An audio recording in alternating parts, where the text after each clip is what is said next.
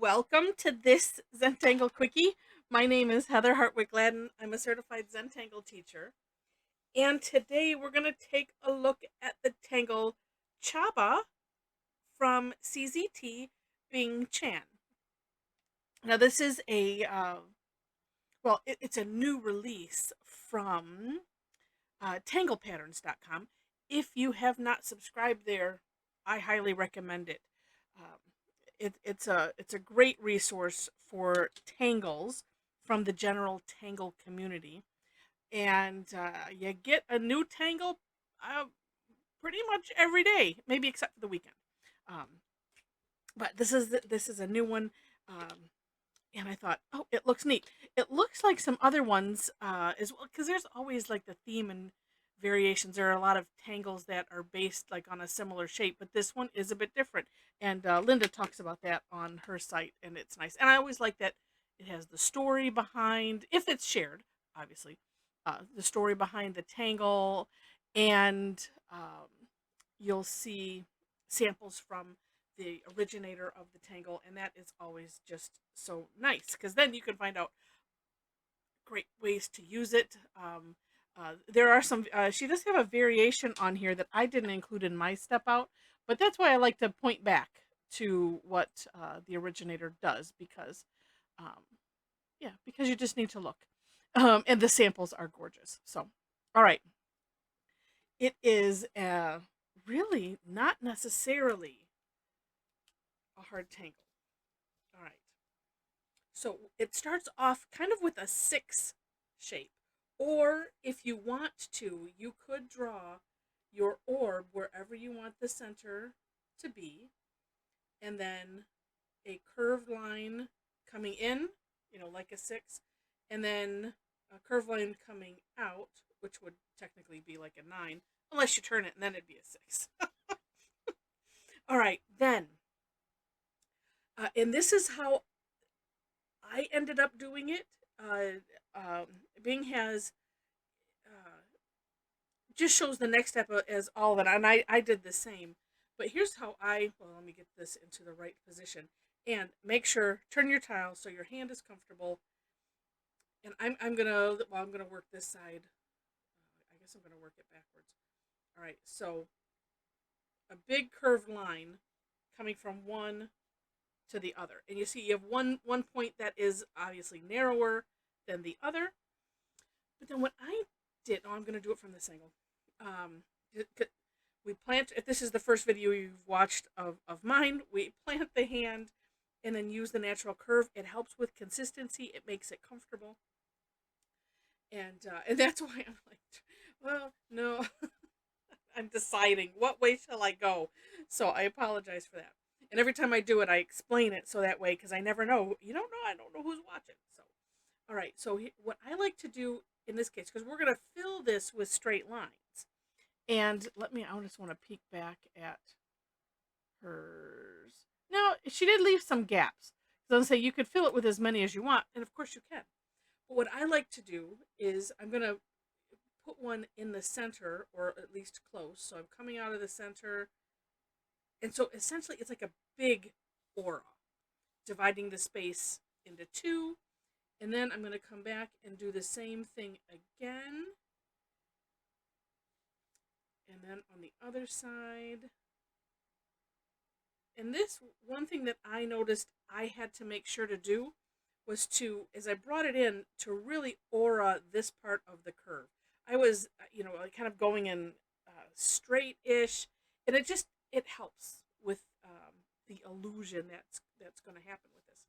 All right. Then, on the other side, same idea. Big curved line. And no, I guess I'm going to do it the same way. Okay. And this one, just make sure that it's like, okay, the narrow point, that's where they're all going to converge on although this one, I'll say I kind of separated them a bit. They can all come right out of that point. Let's try it again.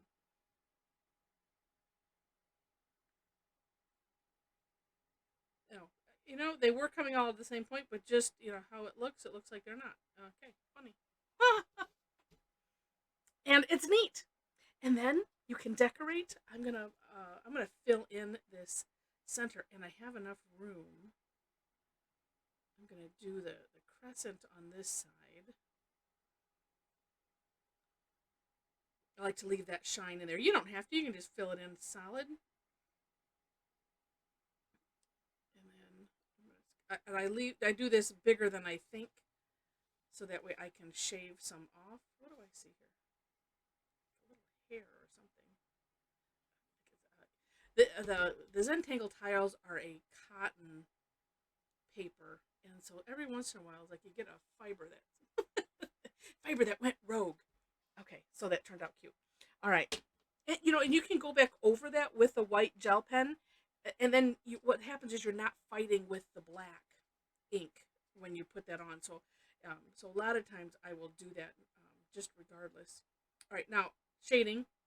I'm putting some shading where these lines come in and look like they're tucked under this.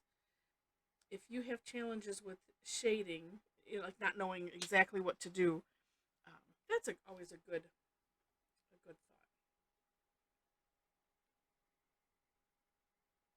And then with the tortillon, I'm just bringing it out a bit, and because this is big, I can decide how far out I want to bring it. Now, what was neat on Bing's samples, you could fill these in with things. Gosh, you could. I mean, you could all have fun with color if you wanted to. I stick with the black, white shades of gray just because that is traditional um,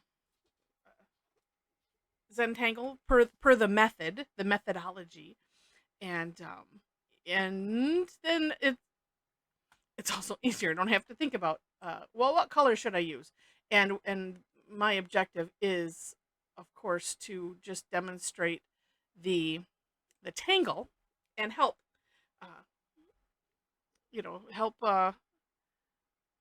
you understand how to do it. Maybe there's some extra tips, tricks that you pick up. I always hope for that. Also on her step out, so just some really neat things. So you could also use it as a border, and I pre-did this. And on this one, she does give sort of the step out concepts on her step out. um, Basically putting in the orbs first and spacing them out, and then putting this shape in on alternating ones, so that way these ones are behind. But you can play with that how you like. Also, you could use this shape, do it bigger. Talking with my hands as if you can see my whole hand. Um, you could use it as a string, so that's a nice concept, or a reticulum, as is in the Zentangle Primer book. We talk about that, and so it becomes the grid, so to speak. All right, it's a neat tangle, lots of fun. I hope you enjoyed it. If you did, would love to have a thumbs up. Feel free to share it, and if you haven't yet subscribed to the channel, I would love to have love it if you subscribe. That all of those things help me out a lot as far as getting the word out about my videos. And let's see. Oh, comments also apparently help that algorithm. It just shows YouTube, oh, these type of people like this type of video, so we shall share it with other that seem to be similar. Something like that.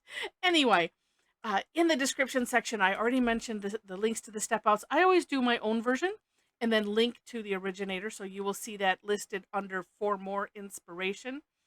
And below that, ways to connect with me if you wish. There's a link to my website where I'm working on getting tangles in categories. Uh, but you can see what classes that I do. I do a lot online, almost twice weekly. Who knows, I may expand to some more. And a lot of them are free, and I do have a couple that are paid. And information obviously is right there.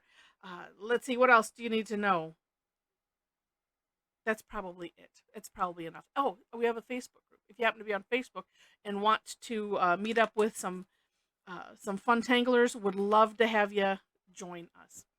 All right, so maybe we'll catch you online, and if not, we'll catch you next time here. Thanks so much for watching, and I wish you happy tangling.